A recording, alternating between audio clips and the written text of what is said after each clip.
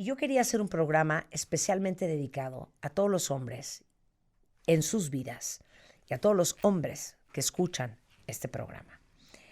Porque la salud mental tiende a ser un gran tabú entre los seres humanos.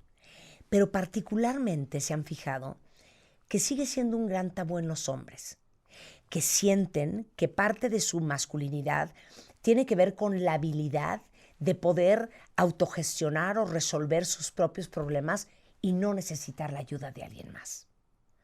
El doctor Pablo León es psiquiatra, es neurólogo psiquiatra.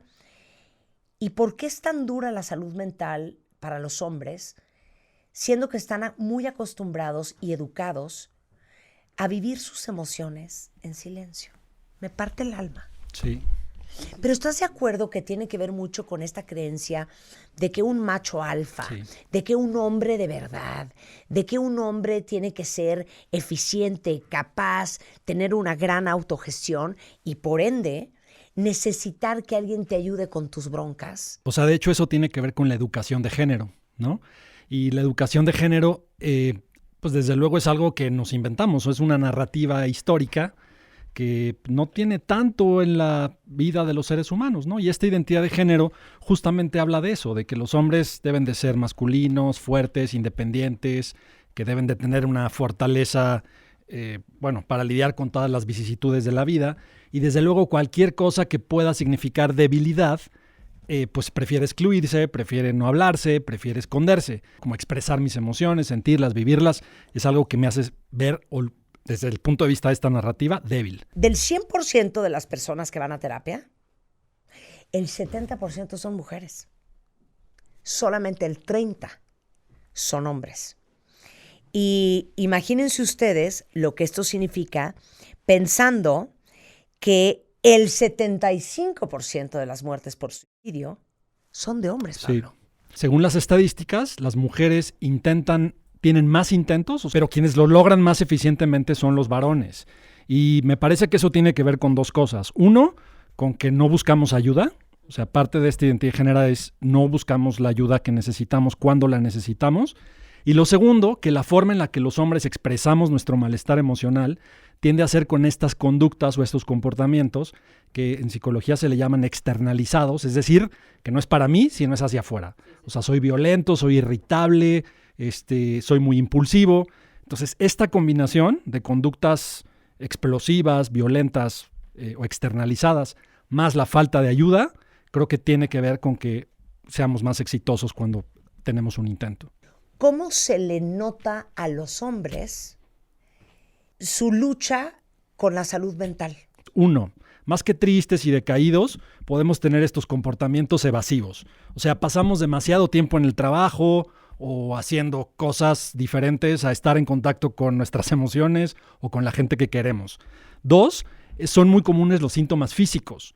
Los hombres a veces más que expresar nuestras emociones de manera hablada, lo hacemos de manera física, que se llama expresiones somáticas, ¿no? Y esto puede ser dolores de cabeza, problemas digestivos, justamente el abuso de alcohol o drogas. 3, comportamientos controladores, violentos, abusivos, o sea, esta irritabilidad constante en donde a veces mi tristeza se manifiesta con eso, con hostilidad, con irritabilidad, incluso con agresión. Es muy común que un hombre deprimido sea, por ejemplo, tal vez un poco maltratador psicológico, claro, físicamente. Pero qué interesante, porque algo que hemos dicho mucho en este programa es más fácil estar enojado que estar triste. Es más aceptable socialmente desde el punto de vista de este estereotipo masculino al que estamos como muy acostumbrados, ¿no? Un hombre violento y enojado, pues es un hombre, es un verdadero hombre, es, ¿no? Un macho cabrío. Sí. Claro. Pero un hombre llorando, triste, pues ese es un hombre débil. Y desde luego nada más falso que eso, pero así nos han enseñado a verlo, ¿no? La otra cosa son cambios en el estado de ánimo, en el nivel de energía. Los hombres deprimidos nos podemos sentir muy cansados. Cuando un hombre viene a la consulta, que viene con depresión, jamás te va a contestar a la pregunta, ¿estás triste? Jamás te va a contestar sí. O sea, eso no sucede. Tú a un hombre, cuando viene a una consulta y sospechas de depresión, ya sé que eso no se lo puedes preguntar, porque culturalmente siempre te va a responder, no estoy triste. Entonces tienes que preguntarle, oye, ok, no estás triste, eso olvidémoslo. ¿Pero duermes bien? No duermo bien.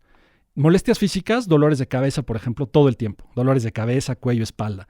¿Te has sentido más irritable? Muchos responden no. Y por eso yo siempre les pido que pasen acompañados a la consulta. Porque claro que los hombres decimos, no, yo estoy perfecto, pero cuando vienen con un acompañante, sea quien sea su pareja, por ejemplo, si irritable, no, ¿cómo no? Güey, ¿de qué hablas? Todo el día estás mentando madres. Todo el día estás... Claro que estás irritable. Con los niños, conmigo, en tu trabajo, etcétera, ¿no? Entonces, a veces somos malos para ver nuestras propias emociones. Y también dificultades de sueño. Ese es un síntoma pivote. O sea, la depresión muchas veces se acompaña con problemas para dormir. Entonces, si a un hombre le preguntas, ok, no estás triste, pero estás irritable, estás enojado, estás cansado y duermes pésimo, pues, ¿qué crees? Aunque no tengas tristeza, es muy probable que tengas depresión. Neurológicamente, ¿sentimos diferente? No. Estamos cableados exactamente igual. Ese es el tema. La diferencia... Es que ellos están solos y Sí, nosotros no. Sí, la diferencia es absolutamente cultural y es absolutamente aprendida. Y tiene que ver con estos roles y con nuestras estrategias que llamamos como estrategias de afrontamiento. O sea, ¿qué hacemos los hombres y qué hacen las mujeres cuando se sienten mal? Ahí es donde actuamos de manera bien diferente. Y eso es algo que aprendimos o mal aprendimos. Por ejemplo, los hombres tendemos a las medidas de afrontamiento, cómo resolvemos los problemas, así, centrados en el problema. Algo se rompió, perfecto, lo compongo. Entonces la solución a mi malestar emocional es resolver el problema que lo ocasionó. Cosa que, pues, eso es muchas veces muy difícil. Las mujeres no, tienen una medida de afrontamiento más centrada en sus emociones. Entonces, lo que Deborah Tannen, que es una PhD en comunicación, decía es, los hombres son muy enfocados a la resolución del conflicto. They are problem solvers. Sí. Un hombre que está deprimido y un hombre que está ansioso tiene la fantasía inmediata innata, por la forma en que fue criado, de que él tiene que poder resolver ese problema. Y rápido y eficientemente, como se espera siempre de los hombres en esta idea hegemónica de la masculinidad, ¿no? Pero ¿cuántas cosas en la vida realmente tienen una solución rápida y sencilla y eficiente? O sea, la verdad es que son las menos. Es decir, las cosas que verdaderamente importan no se resuelven como resuelvo un problema, no sé, mecánico. Ahora, danos un poco del behind the scenes de tu consulta. O sea, normalmente cuando la pareja de ese hombre, en el caso muy específico, por ejemplo, si tuviera una pareja mujer, es, oye, mi amor, ¿por qué no vas a terapia? Oye, mi amor, yo creo que deberías hablar con un psiquiatra. Oye, sweetie, yo pienso que a lo mejor no te caería mal que te medicaras. ¿Cuáles son las respuestas más comunes de los hombres a este tipo de sugerencias? Bueno, la primera siempre es yo puedo solo. Yo no necesito ningún tipo de ayuda porque yo puedo solo. La segunda es yo no necesito a alguien que me diga qué hacer. Porque ¿cómo? O sea, ¿cómo, no? ¿Cómo alguien va a saber más que yo? Eso es imposible. La tercera es no tengo tiempo. Es decir, eso es algo opcional. Como decir, puedo tener tiempo para todo menos para eso. Es decir, no tengo tiempo en el trabajo, etcétera, etcétera. Y 4, yo no voy a tomar cosas para hacerme adicto o que me tengan todo lento, torpe, adormilado y que entonces interfieran con mi masculinidad, ¿no? Yo te diría que esas son las 4 más importantes, ¿no? Ahora, la consulta va en el sentido de decir, a ver, romper ese tipo de esquemas, ¿no? Porque, a ver, lo primero es, padecer una enfermedad no es una cuestión de debilidad. Yo siempre les pongo el ejemplo. Si a ti te da un problema tiroideo, ¿qué tiene que ver tu forma de ser y tu carácter? Es decir, te dio y ya está, ¿no? Lo segundo es, yo no te voy a decir qué hacer. Yo te voy a dar recomendaciones como lo hace cualquier médico o terapeuta. Nadie va a saber qué es mejor para tu vida que tú. Pero, desde luego, hay técnicas y hay estrategias. La tercera es, bueno, los medicamentos no te tienen por qué tener lento, torpe, adormilado, ni siquiera causan adicción. La mayoría de los medicamentos que se usan para esto. O sea, son medicamentos muy seguros y ya está, ¿no? Y la cuarta es, bueno, exactamente al contrario. Esto va a hacer que seas más productivo, que es lo que te decía. Cuando ellos entienden que esto no los va a alejar de su masculinidad, sino los va a ayudar a ser todavía más masculinos en esa idea, pues aceptan el tratamiento con mucho más facilidad. Sé que muchos de ustedes tienen parejas que son hombres, o tienen hijos, o tienen hermanos, o tienen papás. Y algo muy valioso de lo que hemos aprendido el día de hoy es que en muchos de los casos la depresión y la ansiedad o cualquier otro trastorno mental no se manifiesta igual en los hombres que en las mujeres. Y la percepción que tenemos de alguien ansioso o alguien deprimido es la tristeza, la melancolía, la falta de ánimo o a lo mejor un estado de nervios, de preocupación exagerada y perpetua. Pero en el caso de los hombres es mucho más fácil que veamos a un hombre deprimido con características de un hombre muy irritable, un hombre enojado, un hombre agresivo, un hombre intolerante, un hombre altamente frustrado, y nunca pensarías que esas también son características de alguien que no está emocionalmente bien.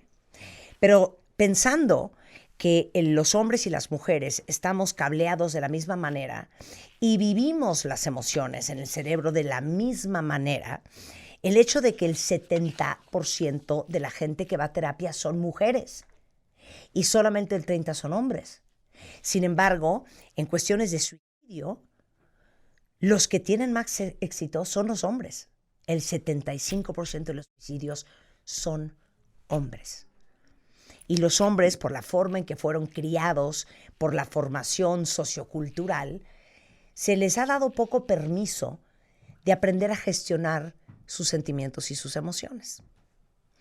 Naturalmente, yo diría que en general, los hombres no gozan de recibir instrucciones ni para salirse en el periférico, ni para estacionarte en lugar Y en vez del X. Es muy complicado y muy antinatural para un hombre pedir ayuda, a diferencia de una mujer. Sí, totalmente. Y eso tiene mucho que ver, desde luego, con esta masculinidad. Fíjate, hay, yo diría, especialidades muy masculinas, ¿no? Como el cardiólogo. Es decir, como todos mis amigos van al cardiólogo, pues ir al cardiólogo y hacerle caso al cardiólogo es algo que está bien visto. Pero ir, por ejemplo, a un psiquiatra y hacerle caso al psiquiatra, no. Yo lo que invito y lo que creo es que tenemos que normalizar esto. O sea, debe de ser entre hombres también tan común decirle a tu amigo o a tus compañeros de trabajo, incluso a tu jefe o a tus socios, oye, voy a ir a atenderme mi salud mental. Es más, muchos lo agradecerían, además, estoy seguro, ¿eh? Claro, pero es más difícil que un hombre naturalmente busque atención. Sí. Y por eso es tan difícil el diagnóstico. Sí. Yo lo que les digo ahí siempre es, a ver, sobre todo a quien los lleva, porque es difícil que el hombre vaya por sí solo. Casi siempre es llevado por alguien o por otro especialista que le dice, a ver, tienes que ir. Es muy común que los cardiólogos sí de repente digan, oye, tienes que ir al psiquiatra, y les cuesta mucho trabajo, pero lo hacen. Entonces yo lo que siempre les aconsejo es, a ver, concentrémonos en un síntoma o en un malestar que a ellos les haga sentido. Ok, si tú le dices a un hombre, oye, vamos porque te veo triste, va a decir, no, no es cierto, no estoy triste. O vamos porque te veo ansioso, te va a decir, no, no es cierto. Pero es más fácil que acepten si dices, oye, veo que no duermes. Bueno, eso es cierto, no duermo pésimo. ¿Qué te parece si vamos a ver por qué no duermes y cómo hacemos para que duermas mejor?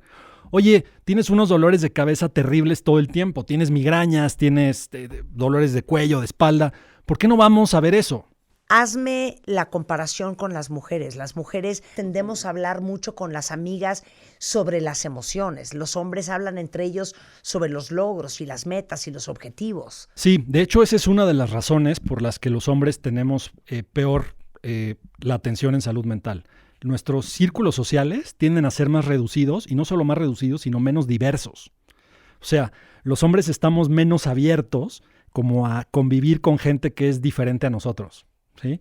Entonces, muchas veces, como yo digo, nos enquistamos en nuestro grupito del vicio, ¿no? O sea, es decir, con el que en vez de decirme, oye, vamos a buscar ayuda, yo te puedo escuchar, no vamos a tomar. Porque, a ver, tú eres hombre, yo nada más lo que me puedo imaginar de mis amigos hombres, pero te vas a echar unas chelas con un cuate y te dice, no, güey, estoy que me lleva la chingada. No mames, güey, neta, sí, güey, estoy cagado. Bueno, pues ¿sabes qué? Vamos a echarnos una chela. No pasa nada. Se acabó la conversación. Bye. Y si yo me voy con Rebeca y le digo, estoy que me lleva el diablo, Sí. ¿qué me dirías? Son 3 horas de catarsis y de terapia. Los hombres somos mucho menos propensos a hablar de nuestras emociones, de nuestro estado emocional. Los hombres tenemos peores pronósticos de salud mental si estamos solos que en pareja. Para los hombres estar en pareja es un factor protector. Para las mujeres es al revés, por cierto. 2, los hombres tenemos redes de apoyo menos amplias, menos diversas, y tenemos menos contactos cercanos con amigos, ¿no? Y nos cuesta mucho más trabajo hablar de esto. Y 3, y más importante, cuando los hombres estamos más emocionalmente, tendemos a buscar soluciones en el alcohol, las drogas o las sustancias. Es nuestra forma de refugiarnos. Y eso se convierte en un segundo problema. Porque entonces yo ya no nomás estoy deprimido, ahora tengo alcoholismo, O yo ya no nada más estoy deprimido, ahora tengo una adicción a otra cosa. Y entonces ahí ya no tengo uno, sino dos problemas, ¿no? ¿Cómo confrontas, cómo manejas a la persona que necesita ayuda? Uno, elige el lugar correcto. No hables de esto enfrente de otras personas con él, porque como es un motivo de pena, es un motivo de, pues a veces de estigma, pues no es fácil que tú le digas esto enfrente de otra persona. Entonces elige el lugar correcto y hazlo en un lugar donde estén solos. Dos, dale toda tu atención. Los hombres a veces actuamos tan bien este papel de que somos fuertes, independientes, que no necesitamos de nadie, que la gente no los cree.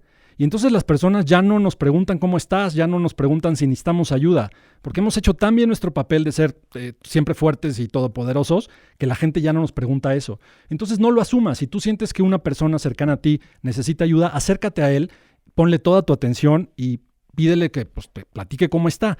Haz preguntas en el presente, no hagas preguntas genéricas de cómo has estado, porque esa es una respuesta, ese es un lugar común cuya respuesta va a ser bien. Siempre hacemos eso. Tienes que hacer preguntas más en el presente. ¿Cómo te sientes hoy? ¿Cómo te has sentido ayer? ¿O cómo dormiste el día de hoy? ¿O hoy cómo estuvo tu día? Esas preguntas en el presente van a ser más fácil que una persona se abra. 4, sé empático, pero no muestres como simpatía en el sentido de, ay, no, qué mal, pobre, sí, empodéralos.